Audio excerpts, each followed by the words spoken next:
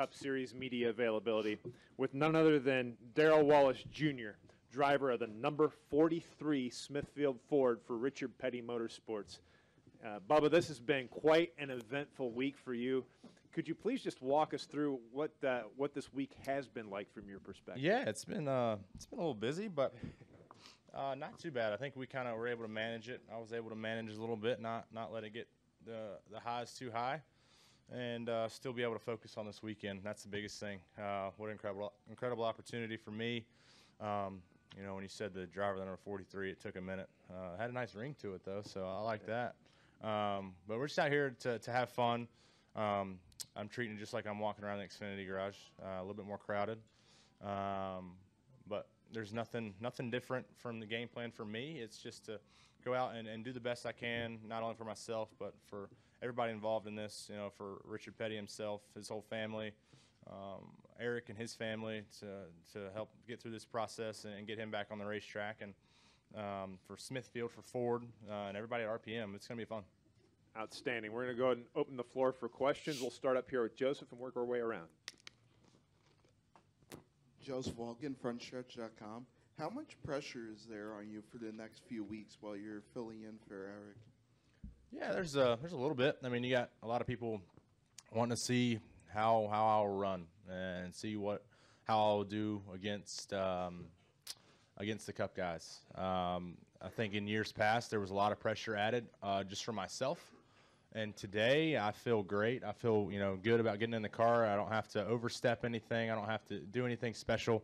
For us, it's just to get the balance right.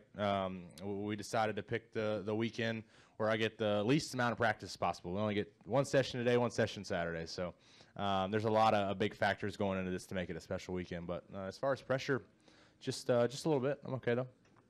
We'll go next to Holly, then to Dominic, then to Zach. Hi, congratulations Thank you. to you. I was just curious, now that you're actually here and walking around the garage, kind of the reception from people that have known you throughout your racing, and also kind of what your immediate what their help has been to you, I guess is the better way to say it. Have you even asked for any, or, you know, kind of what is the scene like? Yeah, Jimmy had reached out.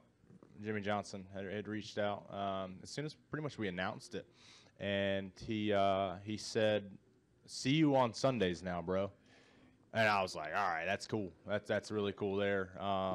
And he said if I needed anything to reach out to him, so I'm gonna try to grab him or meet up with him before practice and after practice, and just to I just asked him what do I need to expect, and so there's nothing to it. At the end of the day, it's just a race car, a little bit more horsepower.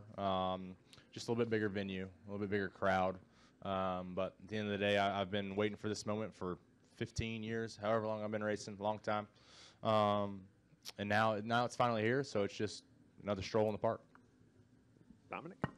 Dominic Otto, going with the RacingExperts.com. So you have a chance at history this weekend. If you're able to win in your debut, you'd become the 7th driver in NASCAR history and the first in 54 years. What would that mean to you if you could find victory lane Sunday? You've done some digging there for that one. That's a big task. But hey, anything's possible. You put your mind to it, right? And you know, I believe that we can win each and every weekend. So if the opportunity presents itself, then we got to be able to capitalize on it and manage what we have in front of us. But that'd be cool. I mean, I don't know what much more I can say on that. I'd love to win a race. It's been a little bit. But it'd be special. It'd be a huge historical impact, like you say. But let's just get through practice and qualifying and make sure we can keep all 4 tires on right now. Go next to Zach. Zach Sterniola with the Pocono record. Obviously, you've had a couple of starts here in the past, 2 truck starts, an Xfinity start. What do you feel like, how much do you feel like that prior experience here is going to help you, if at all? And what are your personal expectations coming into this weekend alone? Yeah, I think for the starts that we've had here, I've always run okay here. I've run decent, and it's just one of those places. It's tricky. It's tricky triangle for a reason, and it's tough to figure out and tough to get a rhythm. And a lot of people say that. So I spent a little bit more time on the simulator this week, coming up, building up to this day, and we'll see how that translates over. But expectations, I mean, we'll really have to see how we unload off the truck. You know, our first couple laps might be a little bit more off than we should be, just for me getting comfortable, getting used to it, getting a rhythm down. But then as we start getting later into practice and closer to race day, you'll start to see where we kind of stack up. And I would say, you know, you base your speeds off of practice and see where you end up, but we'd be 15th to 18th on Xfinity practice, and we ended up 6 5 times in a row. So you just never know how these races go. If you can manage your race and run a smooth, clean race and be there at the end, some of these guys are going to fall out from mechanical or from error, and you gotta be able to capitalize on that. So I'm looking just for a good, solid race and gaining respect from the veterans here, and to prove everybody that I belong in the series. We'll go next to Lee, then to Kenny. Lee Spencer, Motorsport.com. Congratulations. Thank you. You know, the rumors have been around, even though you were having a great, consistent year, fourth in points on the Xfinity side, the rumors have been around for about a month that Daytona would probably be the end of the road. Mm-hmm. How humbling was it knowing that you might be out of a job before the door opened and you got this opportunity? What was going through your mind then? Yeah, it all kind of meshed together. We knew it'd be a limited schedule before the season started. And for sure, you know, with how we unloaded at starting at Atlanta and all the way through finishing 6th, that we would get us a win, and you can take the rest of the season off. Then you're locked into the playoffs. I always say that. So I don't know why teams don't save money. Just stay at the house. You'll be at what's it, Chicago the first race, Kentucky, one of those. Change up the schedule every day. I don't know. But for me, it was all right around the same time. We're getting close to crunch time. Pocono was our last race, and the unfortunate accident with Eric happened, and we were making phone calls and trying to see what we can do. I mean, at the end of the day, everybody's fighting for a seat, no matter who it is. You know, Jimmy could be out in a couple of years, but you're already fighting for it. You know, you're trying to get in there, or it doesn't matter who it is. It's all about the upcoming talent coming up through the sport, and you know, we're always ready for that next ride that opens up. So. For me, Has it been like a rush of emotions, though, you know, wondering, okay, will I race again, or will, you know, and then this happens? oh yeah, no doubt. There was a lot of sleepless nights. You can ask my girlfriend. I was pretty stressed out a couple of days leading up to this, and when you're a young guy, I feel like I'm a young guy. I feel old sometimes, but. It's pretty stressful now that I understand the business and life itself. It's pretty devastating not knowing what's next. It's like, hell, I didn't go to college, so I don't know what I'm going to do. The biggest thing for me was just trying to keep that in check and keep those emotions in check. And I think if you go back to Charlotte, that was where I did not keep them in check and really let it get a hold of me. And we ended up 28th or 30th, wherever it was. Just because I added that extra pressure to myself, and that's one thing I'm not trying to do this weekend. Is I got hopefully Eric's back next week. You know, that's how fast we want it to, but we want 100%. But if it's one race for me, if it's 5 races for me, it's just 5 races, and it's nothing more than that. It's just go out there and do what I can do best. Mm-hmm. We'll go to Kenny, then to Dustin, then to Reed. Good morning, Kenny with SSP TV. Can you just talk about why representation is so important in NASCAR? This might be a silly parallel, but my wife was so pumped to go see the Wonder Woman movie last week to see like a strong female lead, and just talk about the importance of it. I mean, this is huge for the sport. How was that movie, by the way? Was it all right? Okay, cool. I'm gonna save that one for the memory bank. Go check that out. But, you know, from the African-American side of this, it's huge. And if you know me, I've been in the sport for a little bit, a couple days, and I usually let the results speak for itself. But I think today and this weekend and really leading up all this week, you know, it's been about the, you know, historical side from the African-American side. And, I mean, it's huge. Since 2006, since Bill Lester, you know, me winning that race back in 2013, the first in 50 years, it's big, and it's got to be talked about. And I understand that. I get that side of it. But, you know, for me, I don't pay attention to that. I pay attention to it, but I don't label that on myself as we're out there. You know, oh, African-American just passed this guy first time in 12 days. You know, it's just way too much. That'll probably be an article coming up soon from somebody in here. He just made his first pass. But for me, I mean, you got to look at it from that point, because it's just not enough faces in the sport. And so for me now, it's hopefully a kid will turn on the TV and be like, Mom, Dad, that guy looks like me somewhat. I probably look worse than them. And they'll want to try this sport out. And it's all about seeing a familiar face and following that footstep. So hopefully I represent that the best way I can and be the best role model that I can for this weekend and the remaining weeks that I have. Come up front to Dustin. Dustin Albino, frontstretch.com. Darrell, congrats on the ride, first of all. How influential has Jack Roush been on you in this process, and has he given you any advice leading up to this race? Yeah, we've been so busy. I'm bummed that I haven't been able to go check out my Xfinity guys over there. Have been doing a lot of stuff leading up to this, so haven't got to talk to Jack about it either.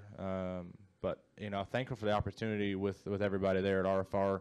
An unfortunate 2 years and change without a win, but we were definitely there each and every weekend to prove that we were fast. We had cars. We just could not finish it out. But it was a fun 2 years, hard fought. We were definitely on the rebound and making progress to get back to where old Roush was. And it's been cool to see Jack come to the racetrack pumped up and smiling. So that was always special, knowing that we were kind of helping him, get those feel-good, moments back. And leading laps these last couple races and winning stages for him, for the company. It's been a whole new attitude this year with Ryan winning at Daytona right out of the bat. That was cool. And then Ricky winning at Talladega. That was I wouldn't say the icing on the cake, but that definitely helped out for sure. So I felt like it was mine or Trevor's turn this year, this weekend, which both would be great. That'd be badass to do Xfinity and Cup this weekend. So we'll see how that goes, but Jack's been a huge help for my career. If it wasn't for him, then I don't know if this opportunity would be here. There's a lot of people that are involved in this opportunity today. We'll go to Reed, then to Chris. Reed Spencer with NASCAR Wire Service.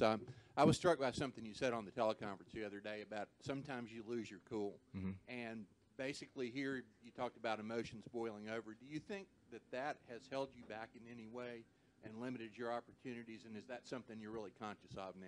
I think it's hurt me a couple times. We have like Charlotte was a bad pit stop, and I just could not let that go, and that cost us in a good finish. We were a good car. I don't know if we were going to be able to get back up to the top 4 where we should have been, but top 10 would have been really good instead of 28th, and I did not think about that. I thought about it after the fact when we hit the wall. But it was already too late. But there's been some races that have been like that. But this year, I think last year was really tough on us because we would show up and practice 20th and run 15th all day, and knowing that myself and Ryan Reed were way faster than where we're running, and that was frustrating, and we just couldn't do anything about it. And I think that's where a lot of the frustrating moments came from. But this year, finishing 6th a lot of times, leading laps. It's been a good year. Just besides that win column is still blank. It's been a lot easier to manage those emotions, just showing up and having the speed, knowing, going into Dover this past weekend, I was so pumped up 3 days in advance just because of the speed we've had in previous weeks. Last year, it doesn't matter if I could qualify on the pole by 2/10 at Dover, we were not going to do it. We were just off, and we weren't going to run in top 10. And that's just how frustrating it was going into that weekend. But now it's a different mindset. It's been fun, like I said, to go to the racetrack and be there and run fast. Come up front to Chris. ChrisKnightCatchments.com. Congrats on Thanks. everything that's going on. It's really cool. I'll talk about the Xfinity program. I know that from what I've been able to gather, that Ty Majeski's your crew will be actually helping out Ty Majeski in a couple weeks. But what about for you after the Cup opportunity? If you get to stay in a Cup car, great. But are you guys focused on running any more Xfinity races this year? And then how do you feel about going to Sonoma in a couple weeks, knowing it's one of the racetracks that you've never been to? Yeah, that's going to be fun for sure. We're still trying to figure out what's next for the Xfinity side. I know Ty makes his start in Iowa, which is, 2 weeks away, 3 weeks away. But right now, it's just for me to be focused on this weekend, not worry about what's after Pocono, although I know I'm in at Michigan for the Cup car.